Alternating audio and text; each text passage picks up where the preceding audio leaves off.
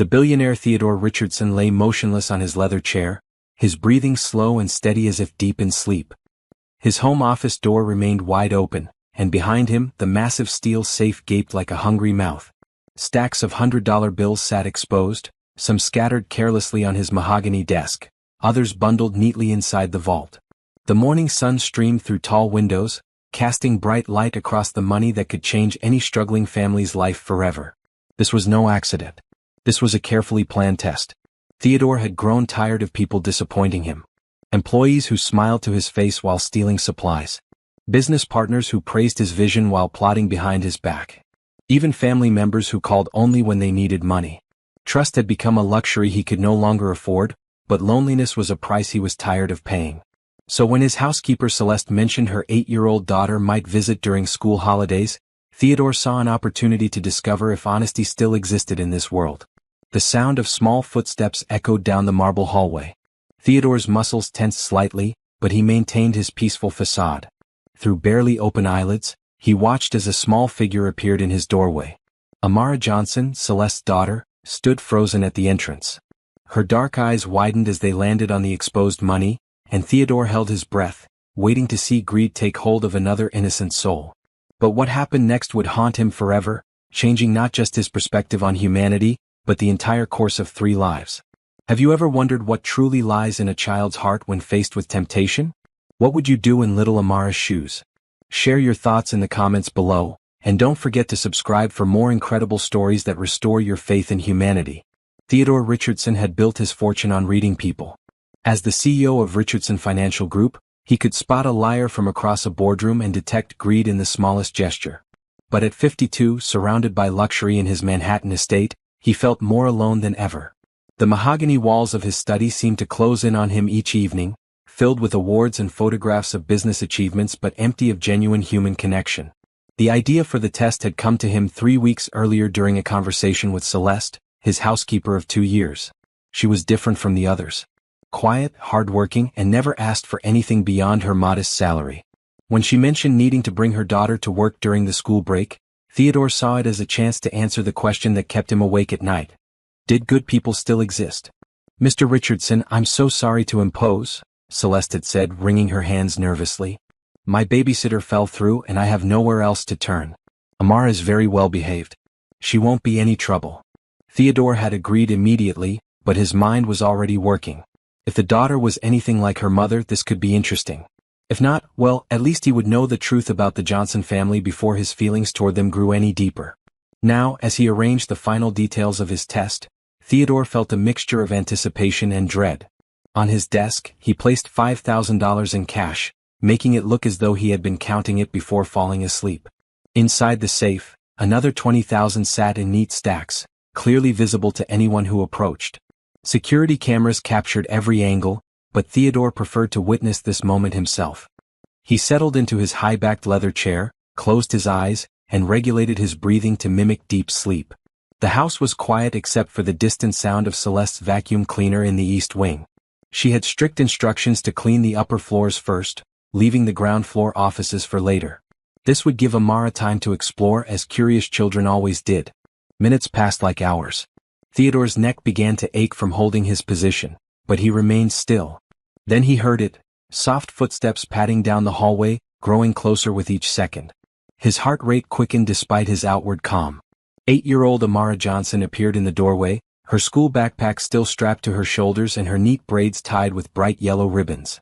She wore a simple blue dress that Celeste had probably sewn herself, and her dark eyes held an intelligence that seemed beyond her years. At first she simply stood there taking in the scene. Theodore could feel her gaze moving from his seemingly sleeping form to the desk, then to the open safe behind him. He expected her to gasp, to call for her mother, or to rush forward and grab what she could. Instead, silence stretched between them. Through his barely open eyes, Theodore watched Amara step carefully into the room. She moved like a small detective, her eyes cataloging every detail. When she reached his desk, she stopped and stared at the money for a long moment. Theodore's chest tightened. This was it. This was the moment that would either restore his faith in humanity or confirm his worst fears about human nature. But Amara did not reach for the cash. Instead, she tilted her head and studied the bills with the same curiosity she might show toward a complex math problem. She glanced at Theodore's sleeping face, then back at the money as if trying to understand why someone would leave so much cash exposed. What happened next left Theodore completely unprepared. Amara walked around the desk to get a better view of the safe. She peered inside, counting silently, her lips moving slightly as she calculated. Then she did something that made Theodore's carefully controlled breathing nearly stop altogether. She began to organize the money. With the careful precision of a tiny accountant, Amara started separating the bills by denomination. Hundreds in one pile, 50s in another. She worked methodically, never making a sound that might wake the sleeping man she believed sat nearby. When she found a $20 bill mixed in with the hundreds, she set it aside in its own small stack. Theodore watched in amazement as this 8-year-old child treated his money with more care and respect than most of his adult employees showed toward company resources. She was not stealing. She was not even touching the money with greed or desire. She was simply organizing it. As Amara worked, Theodore caught glimpses of her expression. She looked concentrated but peaceful, like someone who had found a puzzle that perfectly matched her skills. Occasionally she would pause to double-check her counting, using her small fingers to keep track of the totals. When she finished organizing the loose bills on the desk, Amara turned her attention to the safe. She did not enter it or remove anything from it. Instead, she simply observed, counting the visible stacks from where she stood. Theodore could see her lips moving as she calculated the total value of what she observed. Then came the most shocking moment of all. Amara pulled a small notebook and pencil from her backpack. The notebook was worn and obviously well used, filled with what looked like homework assignments and doodles. She flipped to a blank page and began writing in careful, neat handwriting. From his position, Theodore could not see exactly what she was writing, but he could see the concentration on her face as she worked. She would look at the money, write something down, count again, and make another note. She was creating some kind of record, an inventory of what she had found. The whole process took nearly 20 minutes. When Amara finally finished, she closed her notebook and returned it to her backpack. Then she did something that nearly broke Theodore's composure entirely. She began putting the money back exactly as she had found it. Every bill went back to its original position. She even messed up the arrangement slightly, making it look natural and unstudied. When she was satisfied that everything looked exactly as it had when she arrived, Amara stepped back and surveyed her work. For a moment, she stood there looking at the sleeping man and the money, and Theodore thought he saw something like concern cross her young features. Then, as quietly as she had entered, Amara turned and left the room. Theodore remained frozen for several more minutes, processing what he had just witnessed. In all his years of judging character and testing people's integrity, he had never encountered anything like this. The child had not taken a single dollar. She had not even shown any desire to take it. Instead, she had treated his wealth with the kind of respect and careful attention that his own financial advisors rarely demonstrated. When he finally opened his eyes and sat up properly, Theodore felt something he had not experienced in years: hope, but also confusion. What kind of 8-year-old child responded to exposed wealth by organizing and cataloging it? What had Celeste taught this remarkable little girl? As he restored his normal position in the chair and began closing the safe, Theodore realized that his simple test had raised far more questions than it had answered. But one thing was certain: Amara Johnson was unlike any child he had ever encountered. The sound of Celeste's footsteps in the hallway reminded him that the day was far from over. Soon, mother and daughter would be together, and Theodore would have to decide how to process what he had learned. Should he tell Celeste what her daughter had done? Should he pretend the test had never happened? But as he looked at the money that Amara had so carefully arranged and then restored, Theodore knew that everything had changed. The test was supposed to reveal Amara's character. Instead, it had revealed something far more profound about the kind of person he wanted to become. The afternoon sun continued to stream through his windows, but the light seemed brighter now, full of possibilities that had not existed an hour before. Theodore spent the remainder of the morning in a state of distracted amazement. He attempted to review quarterly reports, but his mind kept returning to the image of small hands carefully organizing his money with the precision of a seasoned accountant. Every few minutes, he found himself glancing at the spot where Amara had stood, as if he could still see her methodical work taking place. Around noon, Celeste appeared at his door with a silver tray containing his usual lunch: grilled chicken salad, sparkling water, and fresh fruit. She moved with her characteristic quiet efficiency, setting the tray on the small table by the window rather than on his desk where the morning's test had taken place. "Thank you, Celeste," Theodore said, studying her face for any sign that she knew what had transpired. How is Amara settling in today? Celeste's expression brightened, the way it always did when someone mentioned her daughter. She's doing wonderfully, Mr. Richardson. I hope she hasn't been any trouble.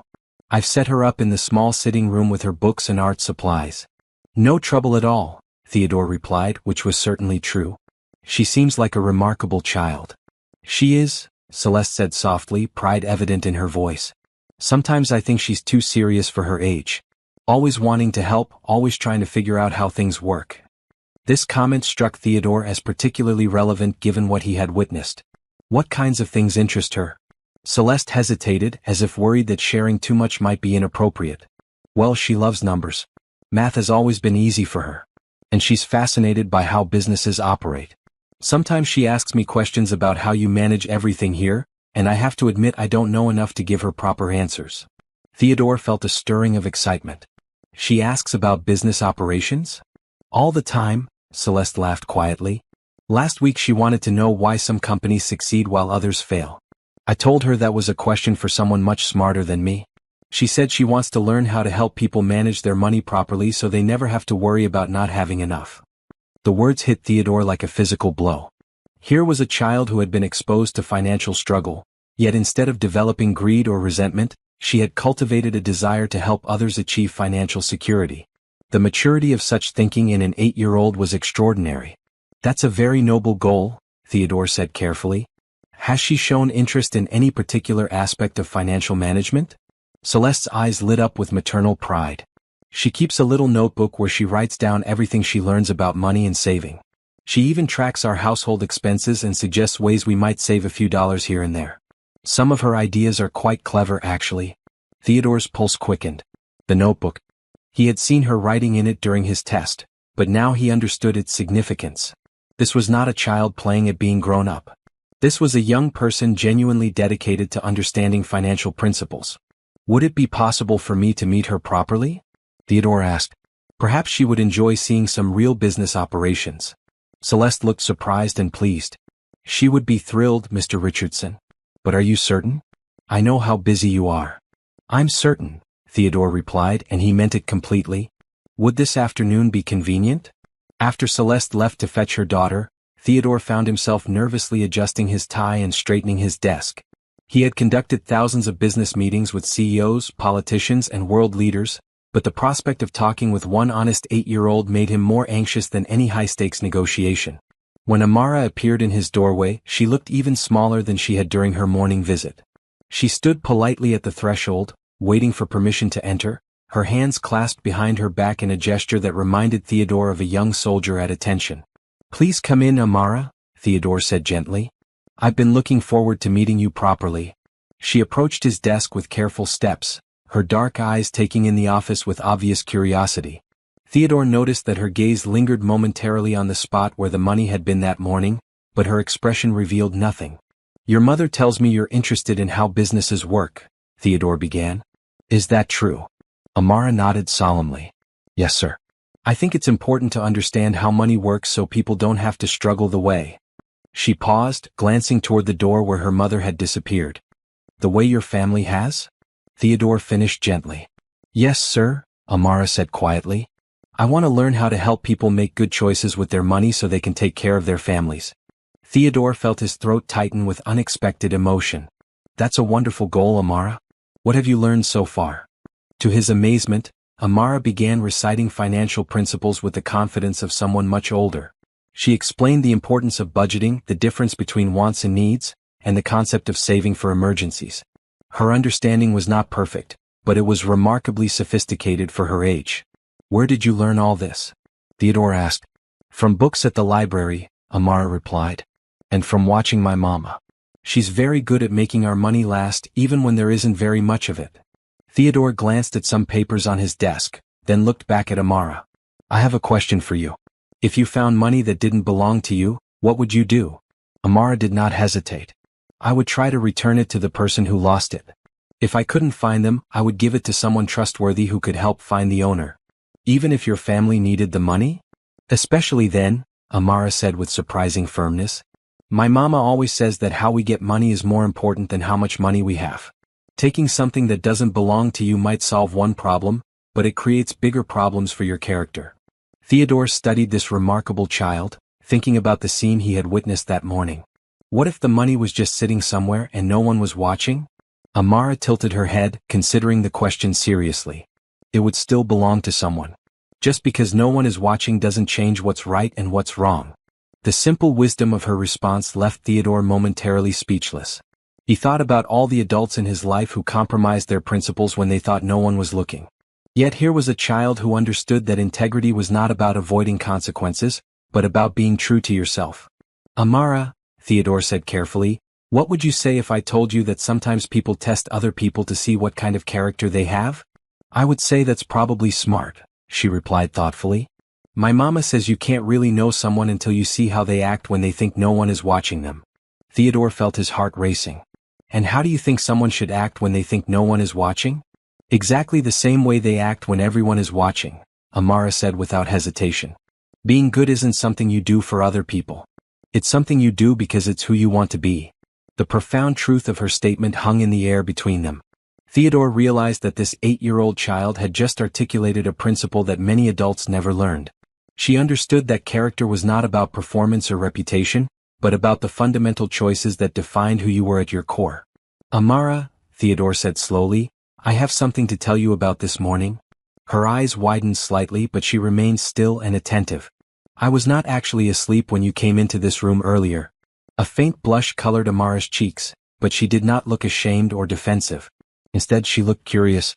I was testing you, Theodore continued. I wanted to see what you would do when you found money that was not yours. Amara nodded slowly.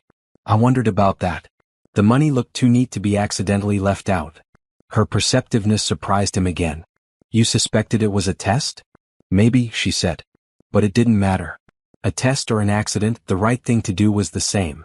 Theodore felt something shift inside his chest, a warmth he had not experienced in years. Amara, what you did this morning was extraordinary. Instead of taking the money, you organized it and recorded information about it. Can you tell me why? Well, Amara began, settling into the explanation as if she had been thinking about this question all day. When I saw all that money just sitting there, my first thought was that someone might have made a mistake. Like maybe they were counting it and got interrupted. So I wanted to help make sure everything was in order in case they needed to finish their work later. And the notebook? I thought if there was a mistake in the counting, having a record might be helpful. I wrote down how many bills of each type I found and what the total value was. That way, if some money was supposed to be missing, you would know exactly how much and what kinds of bills. Theodore stared at this child who had turned his test of her honesty into an act of service. She had not just resisted temptation, she had actively tried to be helpful to the person she believed owned the money. Amara, he said slowly, what would you say if I told you that your actions this morning have changed my life? She looked puzzled. I would ask how, sir. You've shown me that there are still people in this world who choose to do good simply because it's right. That's something I had begun to doubt. Amara considered this seriously. There are lots of good people, Mr. Richardson. Sometimes they're just hard to notice because good people don't usually make a lot of noise about being good. Once again her wisdom left Theodore amazed. As he looked at this remarkable child, he realized that his test had revealed far more about himself than about her. He had been so focused on protecting himself from disappointment that he had almost missed the opportunity to witness something beautiful. The question now was what to do with this discovery. How could he show Amara and her mother that their goodness had not gone unnoticed? How could he ensure that this family's struggles would not prevent Amara from reaching her full potential? As the afternoon sun slanted through his office windows, Theodore began to formulate a plan that would change all their lives forever. That evening, Theodore found himself unable to concentrate on anything except the Johnson family. As he sat in his private study, a crystal glass of aged whiskey untouched on the table beside him, he replayed every detail of his conversation with Amara. The child's wisdom, her mother's quiet dignity, and the obvious love between them had stirred something in his heart that had been dormant for far too long. Theodore had built his fortune through careful observation and strategic thinking. Now he turned those skills toward understanding the family that had so unexpectedly entered his life. He began with what he knew. Celeste had worked for him for 2 years, always arriving early and staying late without complaint. Her references had been impeccable, though he noticed now that they came from smaller households rather than wealthy estates like his own. The next morning, Theodore made a decision that would have surprised anyone who knew him well. Instead of retreating to his office as usual, he spent time in the common areas of his home, observing the natural interaction between mother and daughter. What he witnessed was a masterclass in quiet strength and mutual respect. During breakfast, which they ate together in the small kitchen designated for household staff, Theodore watched through the partially open door as Celeste helped Amara with her math homework. The problems were challenging for a third grader, involving multiplication and basic fractions, but Amara tackled them with enthusiasm while her mother provided gentle guidance. "Remember what we practiced," Celeste said softly. "When you're not sure about an answer, break the problem into smaller pieces. Like when we budget our grocery money?" Amara asked, her pencil poised over the paper. "Exactly like that," Celeste smiled. "You already know how to think about numbers in a practical way. School math is just another application of what you already understand." Theodore was struck by how Celeste had connected abstract mathematical concepts to real-world applications that Amara could relate to. This was not just homework help, it was thoughtful education designed to build lasting understanding. Later, as Celeste went about her cleaning duties, Amara settled in the small sitting room with what appeared to be a well-organized collection of books, notebooks, and art supplies. Theodore positioned himself in the adjacent hallway where he could observe without intruding. Amara worked with remarkable focus for a child her age. She alternated between reading, writing in her various notebooks, and creating detailed drawings that seemed to illustrate concepts she was learning. Theodore moved closer and saw that she was reading a library book about famous entrepreneurs, taking careful notes about each person's story. In one notebook, she had created what looked like a timeline showing how different business leaders had started their companies. In another, she tracked what she called success principles that appeared repeatedly in the stories she read. Words like persistence, honesty, innovation, and service appeared frequently in her neat handwriting. But it was the third notebook that made Theodore's breath catch in his throat. This one was labeled "My Plan" in careful block letters. Inside, Amara had outlined her goals with the thoroughness of a seasoned business strategist. She wanted to graduate from high school with honors, attend college on a scholarship to study business and finance, and eventually start her own company helping families manage their money and achieve their dreams. She had even included a section titled, "Steps to Help Mama," with specific goals. Learning enough about finances to help their family save money, finding ways to increase their income, and eventually earning enough to ensure her mother never had to work as a housekeeper again unless she chose to. The love and determination in those pages made Theodore's eyes well with tears he had not shed in decades. As he continued reading over her shoulder, Theodore discovered that Amara had been tracking their family's expenses and income with remarkable accuracy. She knew exactly how much her mother earned, what their monthly costs were, and how much they needed to save for emergencies and future goals. She had even identified several small ways they could reduce expenses without sacrificing their quality of life. But most touching of all was a section titled, "Ways to Say Thank You." Here, Amara had listed everything her mother did for their family, from working long hours to help them survive, to reading bedtime stories even when she was exhausted, to teaching Amara important lessons about character and kindness. The list covered 3 full pages and ended with a promise: "I will make Mama proud and give her the life she deserves." Theodore stepped back from his observation post, overwhelmed by the depth of love and maturity he had witnessed. This child was not just intelligent, she was wise beyond her years, driven by a desire to serve others rather than to accumulate wealth for its own sake. Over lunch, Theodore made another decision. He approached Celeste while she was organizing the main library, a task that involved dusting hundreds of books and ensuring they remained properly cataloged. "Celeste, may I ask you something personal?" She paused in her work, turning to face him with the respectful attention she always showed. "Of course, Mr. Richardson. What are your dreams for Amara's future?" The question seemed to catch her off guard. For a moment, her professional composure slipped, and Theodore saw the loving mother beneath the efficient employee. "I dream of her having opportunities one never had," Celeste said quietly. "I want her to go to college, to choose a career based on her interests rather than her circumstances. I want her to never have to worry about having enough money to take care of herself or her family." "And what about your own dreams?" Celeste looked surprised by the question. "My dreams are for Amara to succeed. That's enough for me. But surely you have goals that are separate from your daughter's future?" Celeste was quiet for a long moment, considering the question. "I suppose I've always wondered what it would be like to manage something bigger than a household. I used to think about running a business, maybe a small inn or a catering company. But those are old dreams. My focus now is on making sure Amara has the chances I missed." Theodore felt a piece of his plan clicking into place. What if I told you that you might not have to choose between your dreams and Amara's? I'm not sure I understand, sir. What if there was a way for both of you to reach your full potential at the same time? Celeste looked puzzled but intrigued. That sounds too good to be true, Mr. Richardson. The best opportunities often do, Theodore replied with a smile. Would you be willing to trust me if I told you I had some ideas that might benefit your entire family? You've already been so kind to us, Celeste said. Allowing Amara to stay here during her school break, treating us both with such respect. I'm not sure what more we could ask for. You're not asking, Theodore said gently. I'm offering. And what I'm considering offering might surprise you.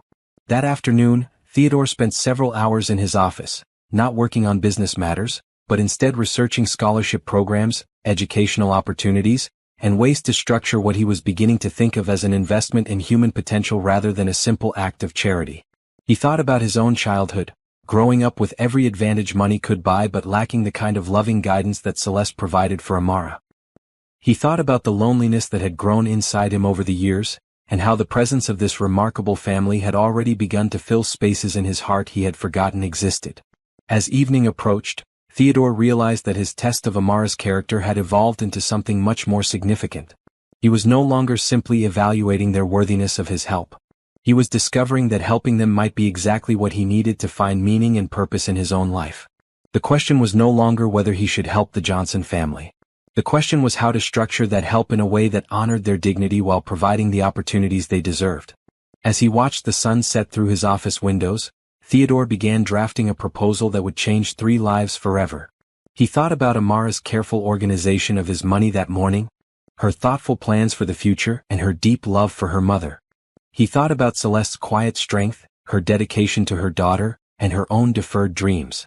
Most of all, he thought about the warmth and purpose their presence had brought to his previously empty house, and how much he wanted that warmth to become a permanent part of his life. The test was over. Now it was time to reveal the results. The following morning brought an unusual energy to the Richardson estate.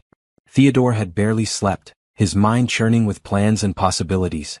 He had spent most of the night refining his approach, wanting to ensure that what he was about to propose would be received as the genuine offer it was meant to be, rather than an act of pity or condescension. At precisely 9 o'clock, Theodore asked Celeste to bring Amara to his office for what he described as an important conversation. When they arrived, both mother and daughter seemed slightly nervous, though they tried to hide it behind their customary politeness. Please, both of you, sit down, Theodore said, gesturing to the 2 comfortable chairs he had positioned in front of his desk. He remained standing, feeling too energized to sit still. Amara, yesterday you and I talked about honesty and character. Today I want to tell you both something that demonstrates just how important those qualities are. He turned to address them both directly. 2 days ago, I deliberately left money exposed in this office while pretending to be asleep. It was a test, and Amara, you were the person being tested. Celeste's eyes widened with shock and embarrassment. Mr. Richardson, I'm so sorry. I had no idea she had come in here. If she disturbed anything or... She didn't disturb anything, Theodore interrupted gently. Quite the opposite. What she did was extraordinary. He moved to stand beside his desk, placing his hand on the spot where the money had been. Amara, would you tell your mother what you did when you found the money? Amara glanced at her mother's worried face, then back at Theodore. I counted it and organized it by denomination. Then I wrote down the totals in my notebook so there would be a record. Then I put everything back exactly how I found it. Celeste stared at her daughter in amazement. You organized it? It looked like someone had been interrupted while counting, Amara explained. I thought they might need to finish their work later, so I wanted to help make sure everything was in order. Theodore watched Celeste's expression transform from worry to pride to wonder. In 8 years of testing people's character, he said, I have never encountered anything like what your daughter did. She didn't just resist the temptation to take money that wasn't hers. She actively tried to be helpful to the person she thought owned it. I don't understand, Celeste said softly. Why would you test us? Theodore returned to his chair, leaning forward to speak more intimately. Because I've become cynical, Celeste. I've been disappointed by too many people who seemed trustworthy until they weren't. I needed to know if there were still people in this world who choose to do right simply because it's right. He turned to Amara. And you, young lady, have restored my faith in humanity. Amara looked puzzled. I just did what my mama taught me to do. Exactly, Theodore smiled. Which brings me to why I asked you both here today. He stood again, moving to the window that overlooked his estate's beautiful gardens. I have a proposition for both of you. Actually, several propositions. Celeste and Amara exchanged glances but remained silent. Amara, Theodore began, your mother tells me you want to attend college and study business and finance. Is that still true? Yes, sir, Amara replied. More than anything. Then I would like to offer you a full scholarship. Not just to any college but to whichever university you choose, including all expenses for housing, books, and living costs. The silence that followed was so complete that Theodore could hear his own heartbeat. Celeste's hand flew to her mouth, and her eyes filled with tears. But that's not all, Theodore continued. I would also like to offer you both the opportunity to live here permanently, not as employees but as family. I don't understand, Celeste whispered. Theodore turned back to face them. I'm offering you the position of estate manager. Not housekeeper but manager. You would oversee all domestic operations, manage the household staff, and coordinate with contractors and service providers. It's a position that requires business skills, leadership abilities, and the kind of integrity you've already demonstrated. Celeste looked stunned. Mr. Richardson, I don't have experience managing. You have experience managing your own household on a limited budget, which requires far more creativity and skill than managing unlimited resources.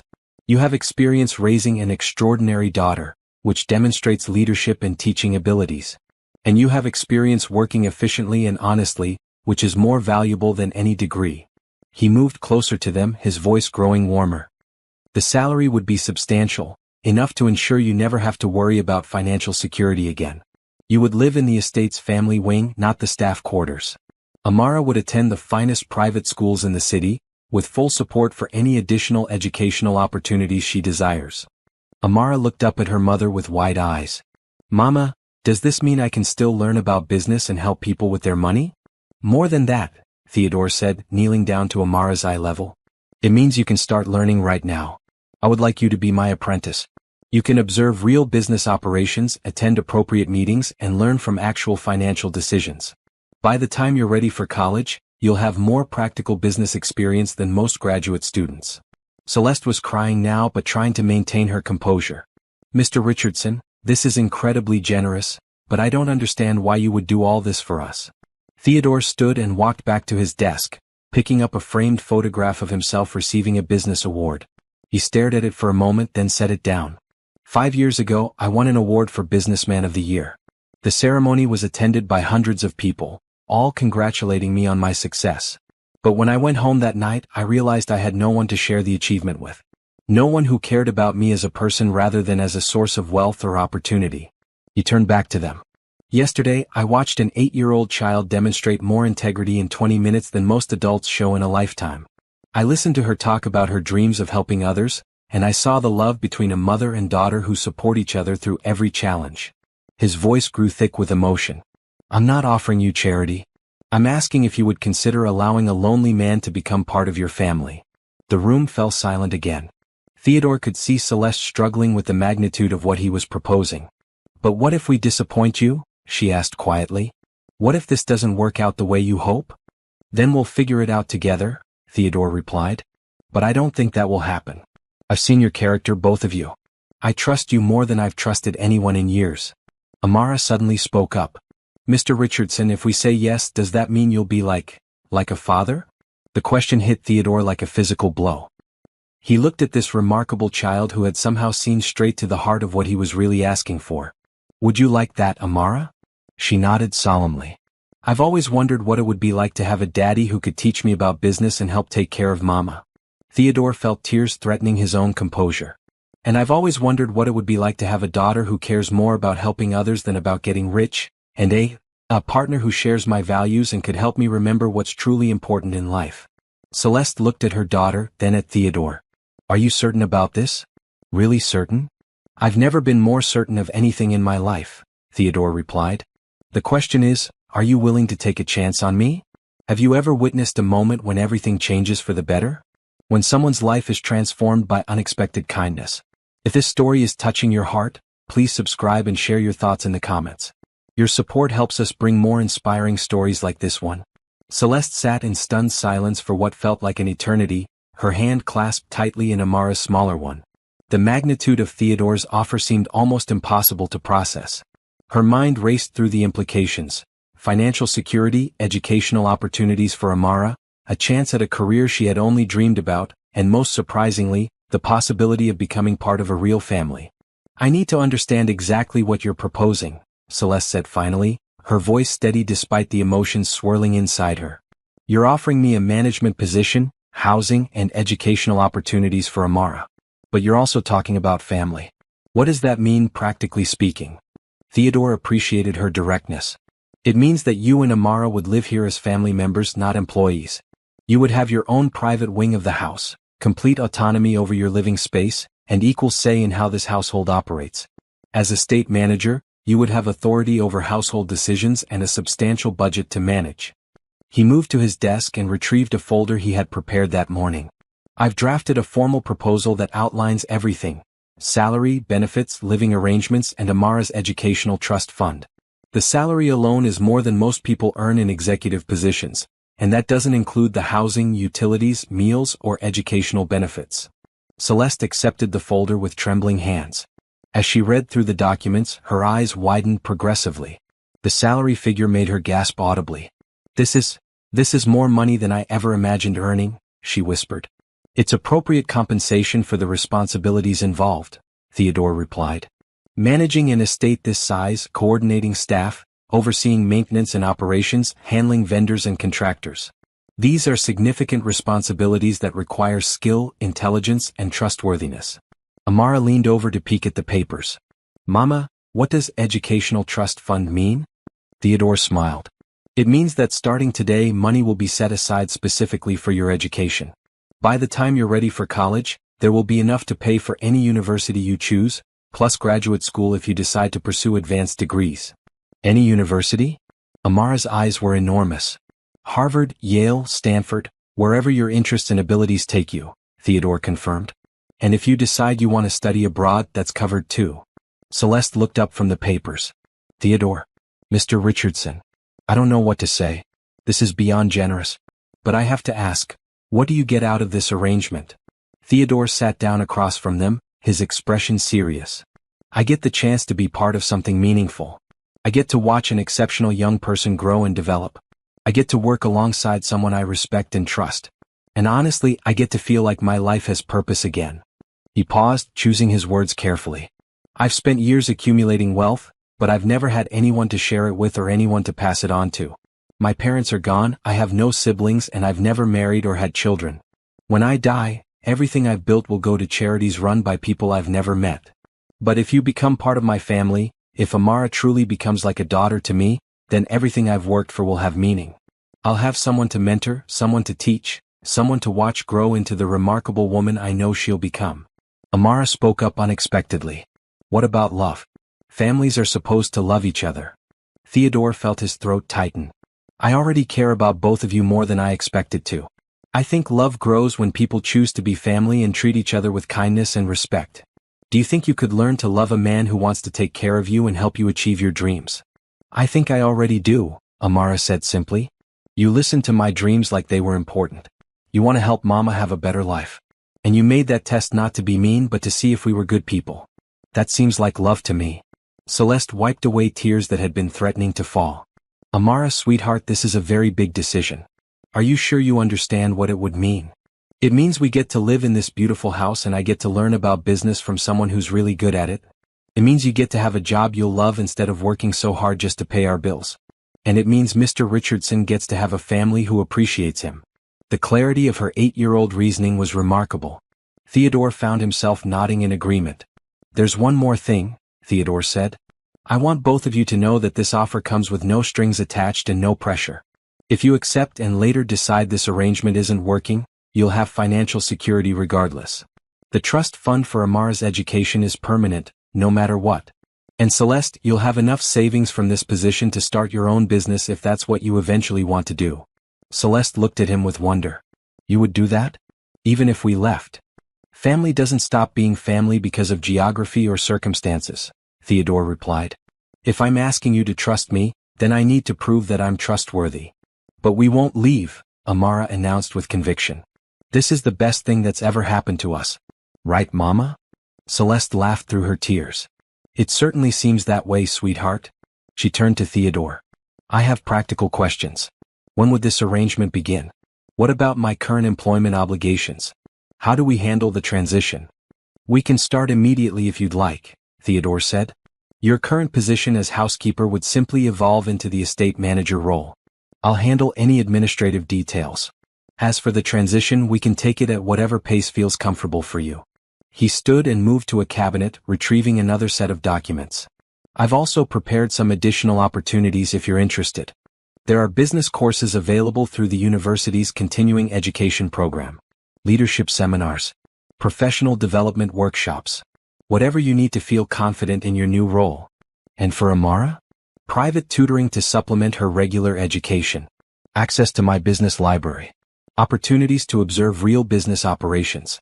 We could even arrange internships with other companies when she's older, so she gets exposure to different industries and management styles. Amara bounced slightly in her chair. Could I really sit in on business meetings? Age-appropriate ones, absolutely. You could learn about financial planning, investment strategies, personnel management, all the things you'll need to know to achieve your goals. Celeste stood up, still holding the folder of documents. I need a moment to process all this. It's wonderful, more than wonderful, but it's also overwhelming. Of course, Theodore said. Take all the time you need. But I hope you'll say yes. I think we could be very good for each other. As they prepared to leave his office, Amara turned back. Mr. Richardson? If we become a family, what should I call you? Theodore's heart skipped a beat. What would you like to call me? Could I call you Dad? The simple question nearly undid Theodore's composure completely. I would be honored if you called me Dad. Amara smiled the brightest smile he had ever seen. Then I think Mama should say yes because I already know what my answer is. As mother and daughter left his office to discuss this life-changing opportunity, Theodore remained standing by his window, looking out at the gardens that would soon be home to the family he had always wanted but never thought he would find. For the first time in years, his house felt like it might truly become a home. 3 days later, the Richardson estate buzzed with activity as Theodore personally oversaw the transformation of the East Wing into a proper family residence. He had insisted on hiring interior designers, but only after consulting extensively with Celeste and Amara about their preferences and needs. I want it to feel like your home, not like you're living in someone else's space, Theodore had explained when Celeste expressed concern about the expense. The result was a beautiful suite of rooms that perfectly balanced elegance with warmth. Celeste's bedroom featured a sitting area where she could read in the evenings, while Amara's room had been designed as both a bedroom and a study space, complete with built-in bookshelves and a desk positioned to catch the morning light. But the most significant change was to the main living areas of the house. Theodore had always kept the formal dining room closed off, eating his meals alone in his study or the small breakfast nook. Now the grand dining room was open daily, and the three of them shared every meal together. This feels strange, Celeste admitted on their first morning as a family, as she sat at the polished mahogany table that could seat 12. A week ago I was serving breakfast. Now I'm eating it on china that's probably worth more than my car. It's not about the china, Theodore replied, pouring orange juice into Amara's glass. It's about the company. I've eaten alone in this house for 5 years. Having you both here makes everything better, including the food. Amara, who had adapted to the changes with the remarkable flexibility of childhood, was already planning her day. After breakfast, could you show me how you decide which companies to invest in? I read about something called due diligence, and I want to understand what that means. Theodore smiled. Due diligence it is. But first, we need to discuss your new school. They had decided that Amara would finish the current school year at her public school to maintain some continuity, but she would start at the prestigious Ashford Academy in the fall. Theodore had arranged for her to visit the school that afternoon to meet with the admissions director and tour the facilities. Are you nervous about changing schools? Celeste asked her daughter. A little, Amara admitted, but also excited. The academic catalog Theodore showed me has classes I never even knew existed. They have a class called Entrepreneurship for Young Leaders and another one about global economics. And you'll still be able to take regular classes like English and science, Theodore added. The goal is to supplement your education, not replace it. As they finished breakfast, Theodore pulled out his tablet and showed them the day's schedule. Amara, this morning you'll observe a conference call with my investment team. This afternoon is your school visit. Celeste, I'd like you to meet with the household coordinator to begin your transition to estate manager. I'm still nervous about that, Celeste confessed. What if I make mistakes? Then you'll learn from them just like everyone else, Theodore replied firmly.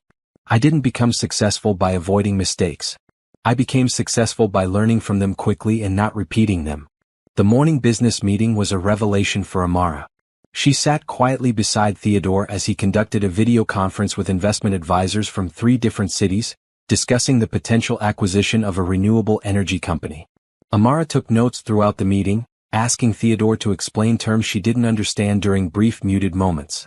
She was particularly fascinated by the discussion of environmental impact versus financial return. Why do some people think you have to choose between making money and helping the environment? She asked after the meeting ended. Because they're thinking short-term instead of long-term, Theodore explained. Companies that damage the environment might make quick profits, but they're not sustainable. Smart investors look for businesses that will still be profitable 20 or 30 years from now. So being good for the environment is actually good for business? Often yes. Consumers are increasingly choosing companies that align with their values. And governments are creating incentives for environmentally responsible businesses. The companies that figure this out first will have competitive advantages. Amara wrote this down in her notebook, adding it to her growing collection of business principles. Meanwhile, Celeste was discovering that her new role was both more challenging and more satisfying than she had expected. Mrs. Patterson, the household coordinator, was a woman in her 60s who had been managing the administrative aspects of the estate for over a decade. Mr. Richardson has been very clear that you're to take over my responsibilities gradually, Mrs. Patterson explained as they toured the estate's business office. But I must say, it's refreshing to work with someone who asks thoughtful questions rather than just giving orders. The office was equipped with computers, filing systems, and communication equipment that allowed the estate to function like a small business.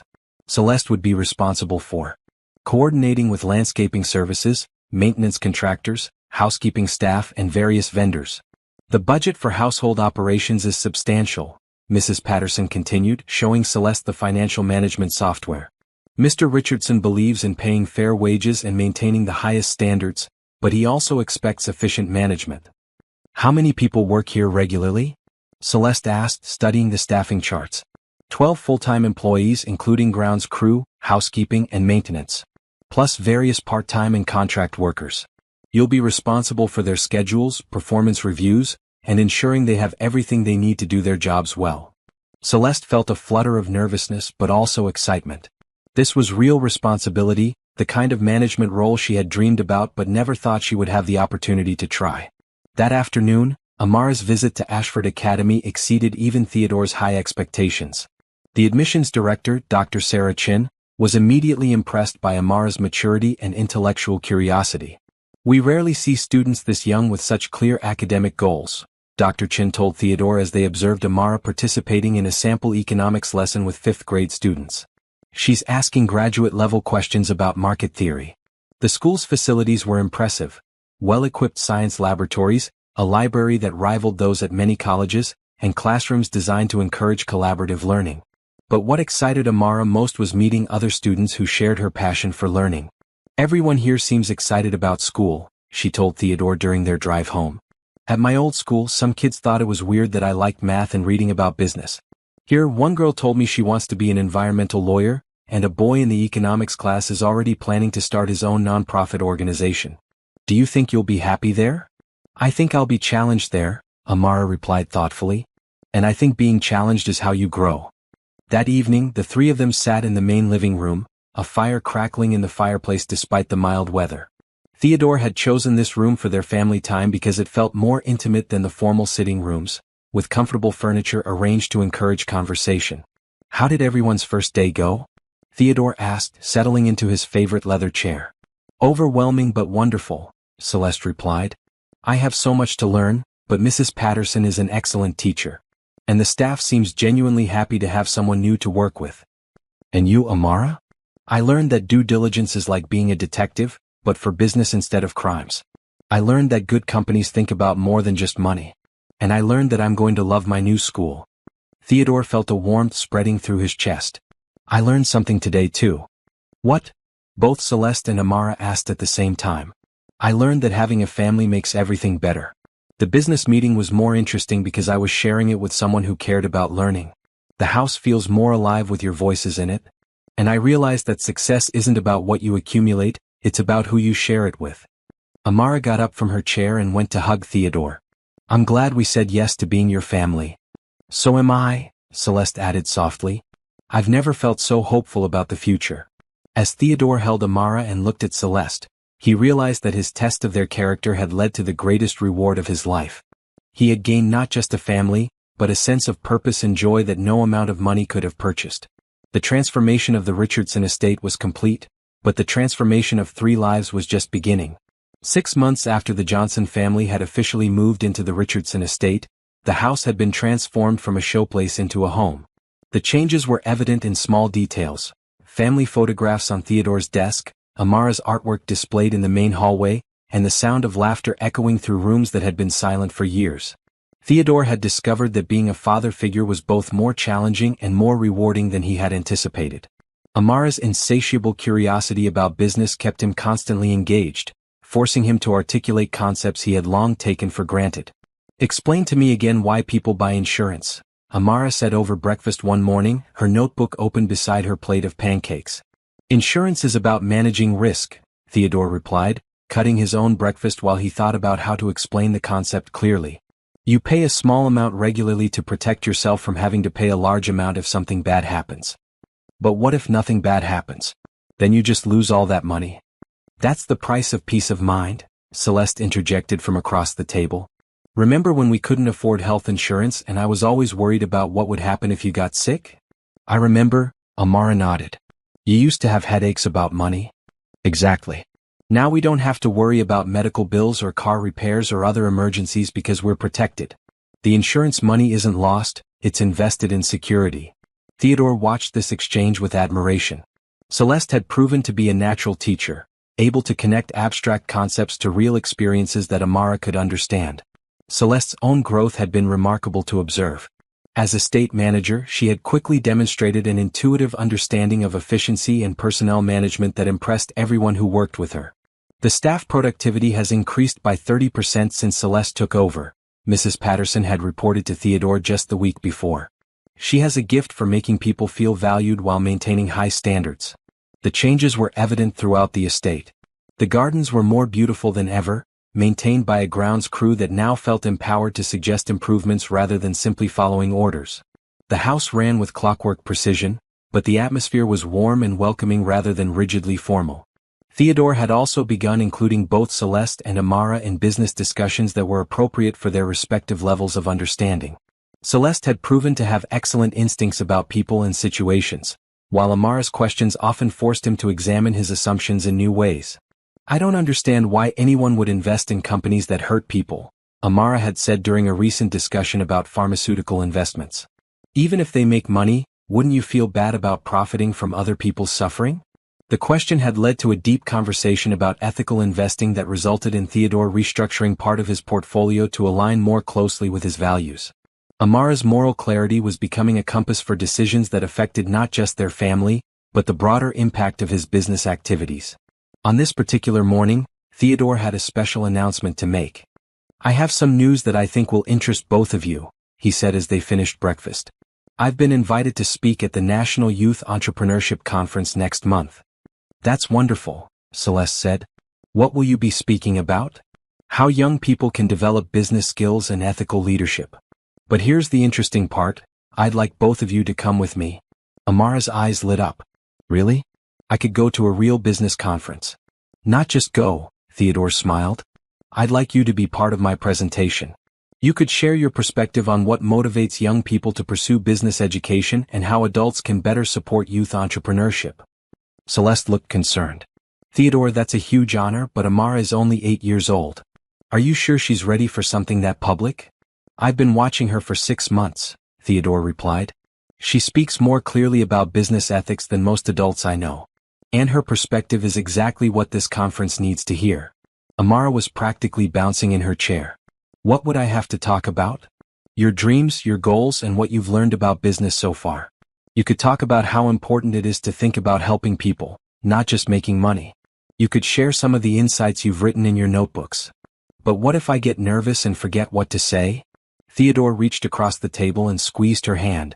Then you take a deep breath and remember that you have something valuable to share. The people at this conference need to hear your voice, Amara. You represent the future of ethical business leadership. Celeste smiled at her daughter's excitement. What about me? What would my role be? I'd like you to participate in a panel discussion about supporting young entrepreneurs, Theodore said. You could talk about how parents and mentors can encourage business interests while maintaining focus on character development. But I'm not an expert. You're raising an exceptional young person while managing a complex operation successfully. You're absolutely an expert on developing leadership skills and maintaining ethical standards. Over the following weeks, the house buzzed with preparation for the conference. Theodore worked with both Celeste and Amara to develop their presentations, but he was careful to let their own voices and perspectives shine through. Amara's presentation focused on her dream plan, as she had begun calling her long-term goals. She talked about wanting to help families achieve financial security, the importance of treating money as a tool for helping others rather than an end in itself, and how adults could encourage young people to think about business as a way to solve problems rather than just earn profits. Celeste's contribution to the panel discussion centered on the importance of connecting business education to real-world values and experiences. She shared how she had helped Amara understand financial concepts by relating them to their family's actual experiences with budgeting, saving, and planning for the future. But the most significant development during this preparation period was how much closer the three of them had grown as a family. Working together on their presentations, sharing meals while discussing business ethics, and planning their trip together had created bonds that felt as strong as any biological family connection. I have something I want to discuss with both of you, Theodore said one evening as they sat together in the living room. What is it? Celeste asked, looking up from the book she was reading. I've been thinking about making some legal arrangements that would formalize our family relationship. Amara looked confused. What kind of arrangements? Well, Theodore said carefully, I'd like to legally adopt you, Amara, if that's something you would want. And Celeste, I'd like to ask if you would consider, if you might be interested in, that is, would you perhaps consider marrying me? The room fell completely silent. Celeste's book slipped from her hands and Amara's eyes grew enormous. You want to marry Mama? Amara whispered. I want us to be a real family in every sense, Theodore replied. I love you both more than I ever thought possible. You've brought meaning and joy to my life that I never knew I was missing. Celeste stood up abruptly, moving to the window. Theodore, this is not what we agreed to originally. I know, he said softly. But feelings change. Circumstances evolve. What started as a business arrangement has become the most important relationship of my life. But marriage? Celeste turned back to face him. That's not something you enter into out of gratitude or convenience. I'm not proposing out of gratitude or convenience, Theodore said, standing to face her.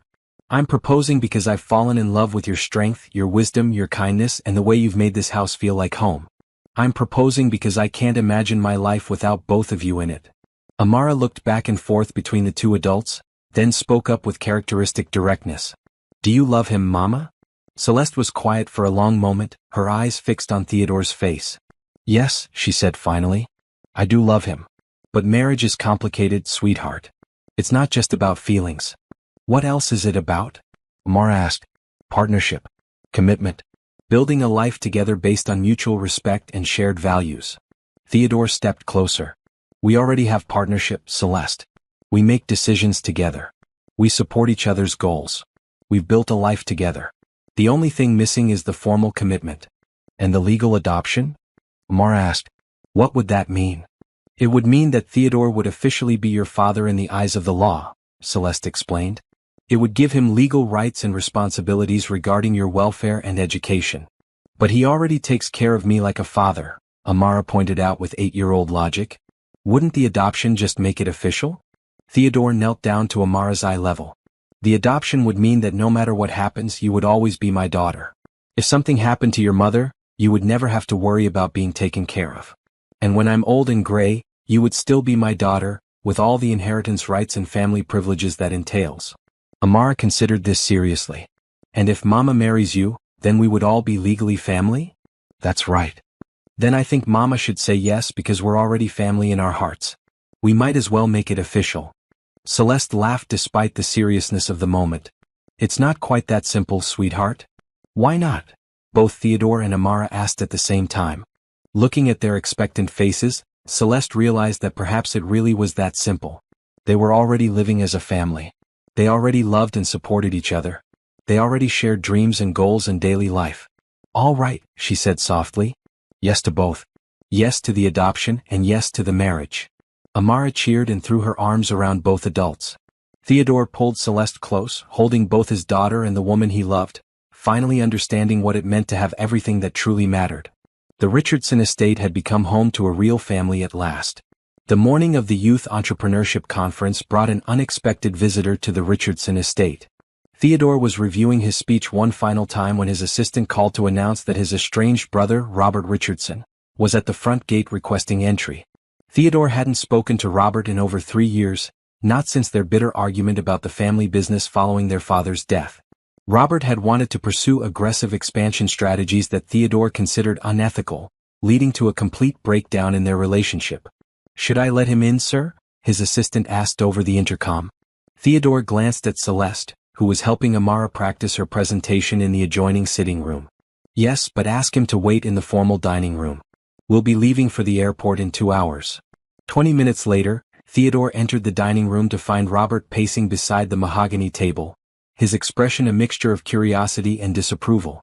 At 48, Robert had inherited their father's sharp features and ruthless business instincts, but lacked the ethical foundation that had guided Theodore's success. "Hello, Robert," Theodore said coolly. "This is unexpected." "I'm sure it is," Robert replied, not bothering with pleasantries. "I came to see for myself if the rumors were true." "What rumors?" "That my successful, intelligent brother has lost his mind and is playing house with the help." Theodore felt his jaw tighten, but he kept his voice level. "If you're referring to my family, they are not the help. Celeste is the estate manager, and Amara is my daughter in every way that matters." "Your daughter?" Robert laughed harshly. "Theodore, she's 8 years old and you've known her for 6 months. This isn't adoption, it's a midlife crisis. My relationship with my family is not your concern." "It is when it affects the business," Robert shot back. "Do you have any idea how this looks to our clients and partners?" The CEO of Richardson Financial Group suddenly playing daddy to a housekeeper's child. Before Theodore could respond, Amara appeared in the doorway, her presentation folder in her hand. She looked between the two men with intelligent eyes that missed nothing. "Dad? Is everything okay?" The simple word "Dad" seemed to infuriate Robert further. "Dad? You're teaching her to call you Dad." Theodore moved protectively toward Amara. "Robert, I'd like you to meet my daughter, Amara Johnson Richardson. Amara, this is my brother Robert." Amara stepped forward politely, extending her small hand. "It's nice to meet you, Uncle Robert. Are you here to wish us luck at the conference?" Robert stared at the offered hand but didn't take it. "Conference? The National Youth Entrepreneurship Conference," Amara explained. "I'm giving a presentation about ethical business practices and long-term thinking versus short-term profits." "You're taking her to business conferences now?" Robert turned back to Theodore. "This is beyond inappropriate. She's a child, not a business associate. She's brilliant, articulate, and has insights that most adults lack," Theodore replied firmly. "Her perspective on ethical leadership is exactly what the business community needs to hear." Celeste appeared in the doorway, having heard the raised voices. She assessed the situation quickly, her expression becoming guarded as she recognized the hostility in Robert's demeanor. "Robert, I'd like you to meet Celeste Johnson Richardson, my fiancée and the woman who manages this estate more efficiently than any professional I've ever worked with." Celeste stepped forward with quiet dignity. "Mr. Richardson, I've heard a great deal about you." "I'm sure you have," Robert said coldly. "And I'm sure it's all been very convenient for you, landing such a generous benefactor." The insult hung in the air like a slap. Theodore stepped forward, his face darkening with anger, but Celeste placed a gentle hand on his arm. "You're entitled to your opinion," she said calmly. "But I'd ask you to consider that your brother is one of the most honorable men I've ever met. If you think he's capable of making foolish decisions, perhaps you don't know him as well as you believe." Robert's eyes narrowed. "Honor doesn't pay the bills or maintain a company's reputation. Theodore is jeopardizing everything our family built because he's lonely and these people are taking advantage of his isolation." "That's enough," Theodore said, his voice sharp with authority. "You will not speak about my family that way in my home." "Your family?" Robert's voice rose. Theodore, wake up. They've been here 6 months. 6 months. And you're ready to hand over your fortune and your legacy to people who were complete strangers last year. Amara had been listening to this exchange with growing distress, but now she spoke up with remarkable composure. Uncle Robert, I think you're confused about why we're here. Oh, you do? Yes, sir. We're not here for money. Dad already gave us more than we ever dreamed of having.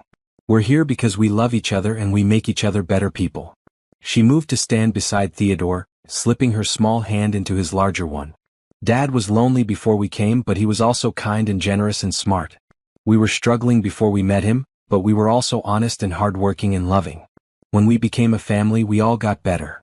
Robert stared at the 8-year-old who had just delivered a more articulate defense of their relationship than most adults could manage. Dad teaches me about business because I want to learn, not because he has to, Amara continued. And Mama takes care of this house because she's good at it and she likes the work, not because she's trying to get something from Dad. We're a family because we choose to be, not because we need anything from each other. The room fell silent. Theodore felt a surge of pride in this remarkable child who had just demonstrated more maturity and wisdom than his own brother.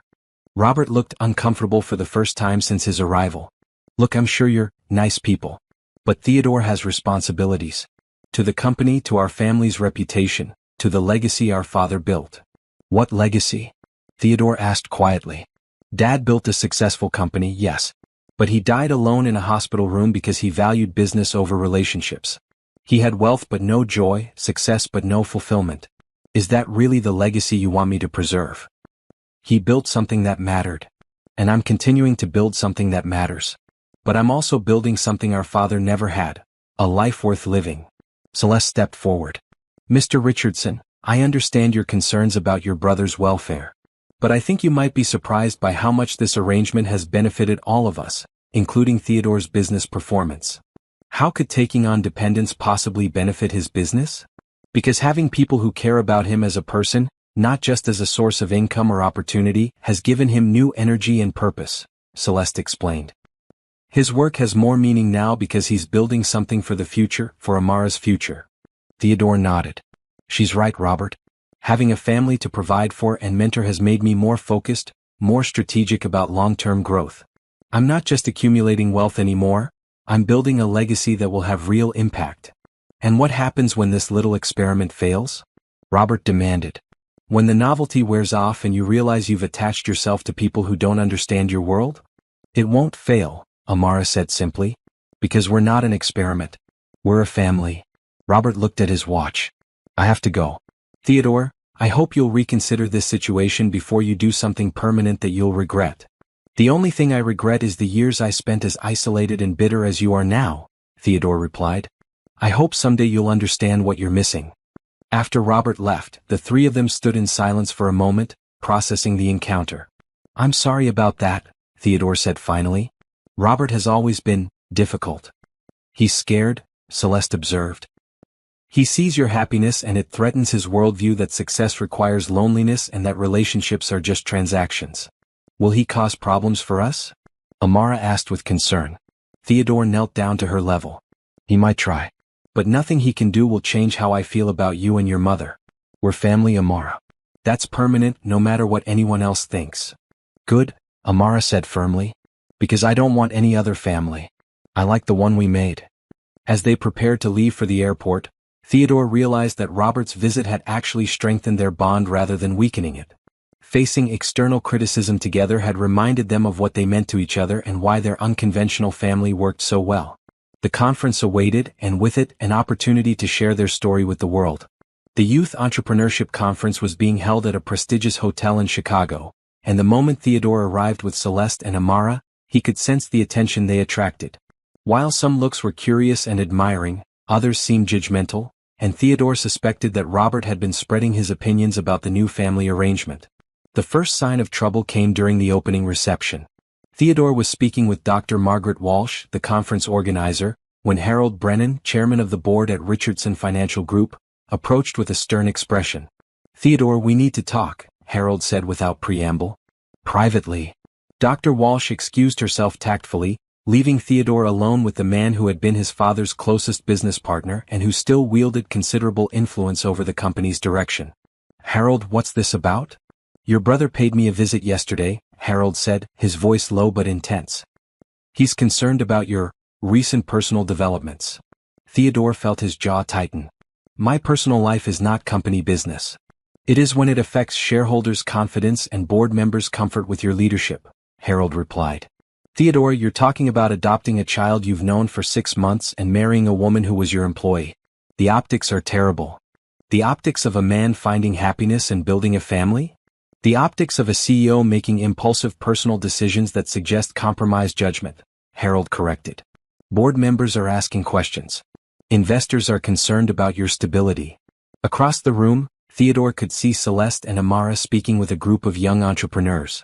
Amara was animatedly explaining something, her hands moving expressively, while Celeste listened with the proud smile of a mother watching her child shine. Harold, everything I've achieved in business has been based on good judgment and solid decision-making. Why would you think that's changed? Because successful people don't typically upend their entire personal lives overnight, Harold said bluntly. Robert thinks you're having some kind of breakdown, and frankly, the timeline is concerning. Theodore studied the older man's face. What exactly is Robert proposing? A temporary leave of absence. Time to get your personal life sorted out before making any permanent decisions.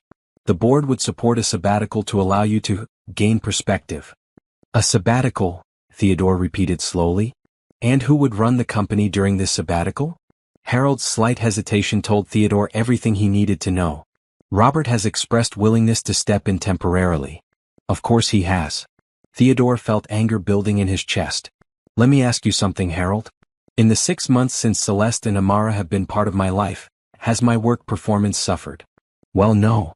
Have I missed meetings, failed to meet deadlines, or made poor business decisions? Theodore, that's not the point. That's exactly the point. My personal happiness has made me a better leader, not a worse one.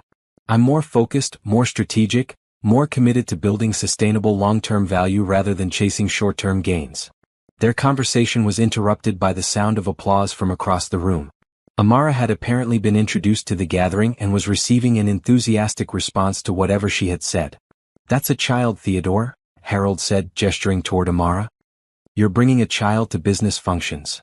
That child has insights about ethical leadership that most adults lack, Theodore replied.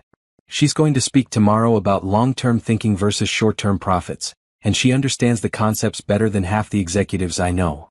As if summoned by their discussion, Amara appeared at Theodore's side, her face glowing with excitement. Dad, Dr. Walsh wants to know if I can do an extra presentation tomorrow for the high school students. She says my ideas about helping families achieve financial security are exactly what they need to hear. What do you think? Theodore asked. Do you feel ready for 2 presentations? I think so. As long as you and Mama are there to support me. Harold watched this exchange with obvious skepticism. Theodore, surely you can see how inappropriate it is to put this kind of pressure on a child. Amara turned to look at Harold with the directness that characterized all her interactions. Excuse me, sir, but no one is putting pressure on me. I asked to come to this conference because I love learning about business and meeting people who want to help others succeed. You're 8 years old, Harold said, his tone patronizing. You should be playing with dolls, not giving business presentations. I do play, Amara replied calmly. But I also like to learn. And I think it's important for adults to listen to young people's ideas because we see things differently sometimes. Such as? Amara considered the question seriously. Well, adults sometimes get so focused on making money quickly that they forget about whether they're helping people or hurting them. But if you always think about helping people first, the money usually follows and you feel good about how you earned it. Harold stared at this small person who had just articulated a business philosophy that many executives never learned. And another thing, Amara continued, warming to her subject. Adults sometimes think that success means you have to be unhappy or lonely. But Dad is more successful now than he was before we became a family, because he has people who love him and support his dreams, and he has people to work for besides just himself. Theodore felt his heart swell with pride. His 8-year-old daughter was defending their family with more eloquence and wisdom than he could have managed himself. Harold looked uncomfortable. Young lady, family life and business are 2 different things. No, sir, I don't think they are, Amara replied respectfully. Business is about people and family is about people. The best businesses are the ones that treat people like family, and the best families are the ones that work together toward shared goals. Where did you learn all this? From watching Dad and Mama and thinking about how things work, Amara said simply. And from reading books and asking questions. Celeste appeared beside them, having noticed the serious nature of the conversation. Is everything all right? Harold was just expressing some concerns about our family, Theodore said carefully. Celeste's expression became guarded. What kind of concerns? Harold cleared his throat. Miss Johnson, I'm sure you're a lovely person, but you must understand that Theodore's position comes with certain expectations and responsibilities. Such as maintaining the kind of personal life that inspires confidence in shareholders and board members. Celeste was quiet for a moment, and Theodore could see her thinking carefully about her response.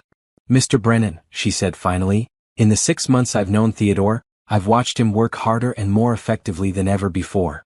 He's more focused during business hours because he has a reason to come home at night.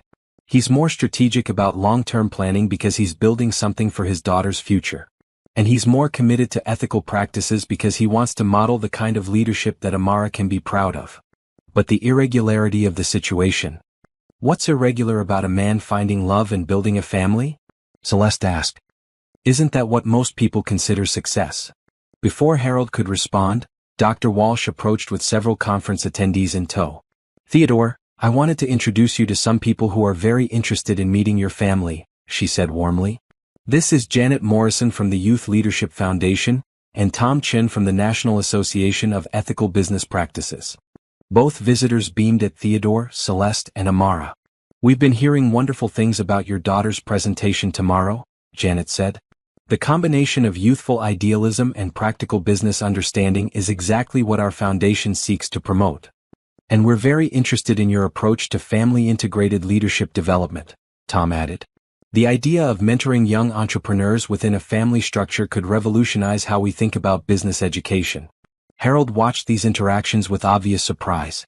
Rather than the criticism he had expected, Theodore's unconventional family was receiving praise and interest from respected organizations.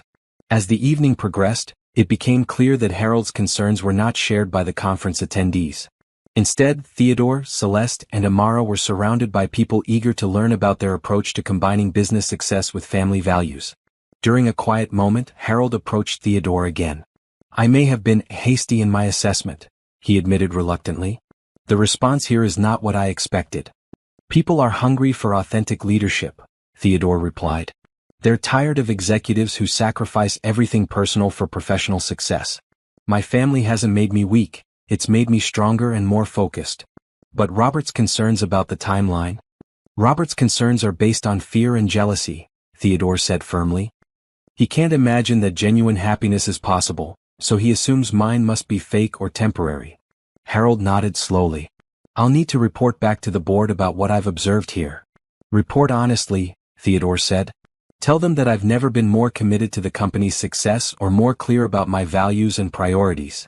As Harold walked away, Amara tugged on Theodore's sleeve. Dad, are people really worried about our family? Theodore knelt down to her level. Some people are, sweetheart. But that's because they don't understand that love makes people stronger, not weaker. Will they try to break up our family? They might try, Theodore said honestly. But they won't succeed. Do you know why? Because we belong together? Because we belong together and because what we have is real and strong and good. People can criticize us but they can't change what's in our hearts. Amara nodded solemnly. Then I'm not worried. Tomorrow I'll show everyone how proud I am to be your daughter and how happy our family makes all of us. As Theodore looked at this remarkable child and at Celeste standing beside them, he realized that tomorrow's presentations would be more than just conference talks. They would be their family's declaration to the world that love, integrity, and shared purpose were not weaknesses to be hidden, but strengths to be celebrated. The challenge had been issued. Now it was time to stand together and show the world what a real family could accomplish. The morning of their presentations dawned bright and clear, with autumn sunlight streaming through the hotel conference room windows. Theodore stood at the podium, looking out at an audience of over 300 business leaders, educators, and young entrepreneurs. But his eyes kept returning to the front row, where Celeste sat beside Harold Brennan, both of them beaming with pride as they watched Amara deliver her presentation. My name is Amara Johnson Richardson, she was saying, her clear voice carrying easily through the large room. 6 months ago, my mama and I thought success meant having enough money to pay our bills and maybe save a little for emergencies. Today I want to tell you about a different kind of success.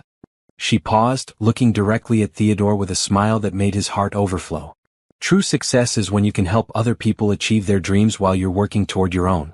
It's when you measure your worth not by how much money you have, but by how many people's lives you've made better. The audience was completely silent, hanging on every word from this poised 8-year-old. My dad taught me that business isn't about taking advantage of people or getting rich quick. It's about solving problems and creating value and building something that will still matter when you're old and gray. Amara pulled out the worn notebook that had started everything. I keep track of my goals and dreams in this book. But the most important thing I've learned is that dreams are better when you share them with people you love. She gestured toward Theodore and Celeste. My family started as just Mama and me. We loved each other and we worked hard, but we were limited by our circumstances. Then we met Dad, who had everything money could buy but was limited by his loneliness. The audience murmured appreciatively as they began to understand the story. When we became a family, none of us lost anything, but all of us gained everything. Dad gained people who love him for who he is, not what he can provide. Mama gained the opportunity to use her talents in ways she never imagined possible. And I gained a father who believes in my dreams and the resources to achieve them. Amara closed her notebook and looked out at the audience with confidence that seemed far beyond her years. The lesson I want to share with all of you is this: success without love is just accumulation. But success with love is transformation. When you find people who make you want to be better, and when you help them become the best versions of themselves, that's when business becomes more than just work. That's when it becomes purpose. The applause that followed was thunderous. Theodore watched in amazement as the entire audience rose to their feet, giving his daughter a standing ovation that lasted several minutes. As Amara returned to her seat, several board members from Richardson Financial Group who had been watching from the back of the room approached Harold Brennan. Theodore could see them speaking animatedly, their expressions clearly impressed. When it was Theodore's turn to speak, he found himself departing from his prepared remarks. Ladies and gentlemen, you've just heard from the wisest business advisor I've ever encountered, he began. 8 months ago, I would have told you that my greatest achievement was building a multi-billion-dollar company. Today, I can tell you that my greatest achievement is the family I'm privileged to be part of. He looked directly at Celeste and Amara. These two remarkable women have taught me that true leadership isn't about commanding others. It's about serving them. It's not about accumulating power, it's about empowering others to reach their potential. Theodore spent the next 20 minutes sharing specific examples of how his family life had improved his business performance. He talked about Amara's ethical insights influencing his investment strategies, Celeste's management skills improving his household operations, and how having people to build a legacy for had focused his long-term planning. The myth that successful people must sacrifice personal happiness is not just wrong, it's counterproductive, he concluded. When you have people you love supporting your dreams and counting on your success, you become more focused, more creative, and more committed to sustainable rather than short-sighted growth. The response to his presentation was equally enthusiastic. During the question and answer session, multiple attendees asked about his approach to family-integrated business mentoring and work-life integration. But the most significant moment came when Harold Brennan stood up in the audience. Theodore, I owe you and your family an apology, he said, his voice carrying clearly through the room. I questioned your judgment and your priorities based on outdated assumptions about what leadership looks like. What I've witnessed here today has convinced me that you haven't compromised your business effectiveness, you've enhanced it. He turned to address the entire audience. As chairman of the board at Richardson Financial Group, I want to publicly state that we are proud to have Theodore Richardson as our CEO, and we fully support his innovative approach to combining business excellence with family values. The applause that followed felt like vindication, but more importantly, it felt like acceptance. Theodore looked at his family and realized that they had not only survived their first public challenge but had emerged stronger and more united than ever. After the conference sessions ended, Theodore, Celeste, and Amara found themselves surrounded by people wanting to learn more about their story. Business leaders asked about their approach to mentoring young entrepreneurs. Educators inquired about their methods for making business concepts accessible to children. Families wanted advice on how to support their own children's business interests. As evening approached and the crowds finally dispersed, the three of them sat together in Theodore's hotel suite, reflecting on the extraordinary day. I'm proud of both of you, Theodore said, pulling Amara onto his lap while Celeste curled up beside them on the couch. You handled every question and challenge with such grace and wisdom. I wasn't nervous at all, Amara said, surprising them both. I knew I was telling the truth about our family, so I didn't have to worry about what to say. And you, my dear, Theodore said to Celeste, were magnificent during the panel discussion. The way you talked about supporting young people's dreams while maintaining focus on character development, you sounded like you'd been doing this for years. Celeste smiled. I suppose I have been, just on a smaller scale. And having an audience that was genuinely interested in what I had to say made it easier. So what happens now? Amara asked. Do we go home and get back to normal life? We go home and continue building our extraordinary life, Theodore replied. But first, I have something important to discuss with both of you. He reached into his jacket pocket and pulled out a small velvet box. Celeste's eyes widened as he opened it to reveal a simple but elegant diamond ring. Celeste Johnson, you have transformed my life in ways I never imagined possible. You've made me a better man, a better leader, and a happier human being. Will you marry me? Through tears of joy, Celeste whispered, Yes. Yes, of course I'll marry you. As Theodore slipped the ring onto her finger, Amara clapped her hands in delight. Does this mean we can have a wedding? It means we can have whatever kind of wedding makes us all happy, Theodore laughed. Can I be in charge of the flower arrangements? Amara asked seriously. I have some ideas about using colors that represent business growth and family harmony. Celeste and Theodore exchanged amused glances. Only you would think about the symbolism of wedding flowers in business terms, Celeste said, hugging her daughter. Well, it's going to be a business family wedding, Amara pointed out logically. Everything should fit together. 6 months later, on a beautiful spring morning, Theodore Richardson married Celeste Johnson in the gardens of their estate. The ceremony was attended by business colleagues, household staff, and friends from the conference circuit who had become part of their extended family. Amara served as both flower girl and junior wedding planner, having indeed created floral arrangements that symbolized growth, harmony, and lasting commitment. Her speech at the reception about the importance of choosing your family and building success together brought tears to many eyes. But the most meaningful moment came when the judge officiating the ceremony asked Theodore and Celeste to exchange not just wedding vows, but adoption papers. In front of all their guests, Amara officially became Amara Richardson, Theodore's legal daughter in every sense. As the three of them stood together, now legally and emotionally bound as a family, Theodore reflected on the journey that had brought them to this moment. A simple test of character had led to the discovery of love, purpose, and the kind of success that couldn't be measured in dollars or achievements. Looking at his wife and daughter, surrounded by people who had come to celebrate their unconventional but deeply loving family, Theodore knew that his greatest business decision had been choosing to invest in the human connections that gave meaning to everything else. Amara was already talking about her plans for high school, college, and the business she wanted to start helping families achieve financial security. Celeste had begun developing programs to help other single mothers gain business and management skills. And Theodore had never been more excited about the future they were building together. The test was over. The results were in. And the Richardson family was ready to face whatever challenges and opportunities lay ahead, secure in the knowledge that their love for each other was the foundation for any success that truly mattered. As they danced together under the stars that evening, Theodore whispered to his wife and daughter, "Thank you for showing me what wealth really means."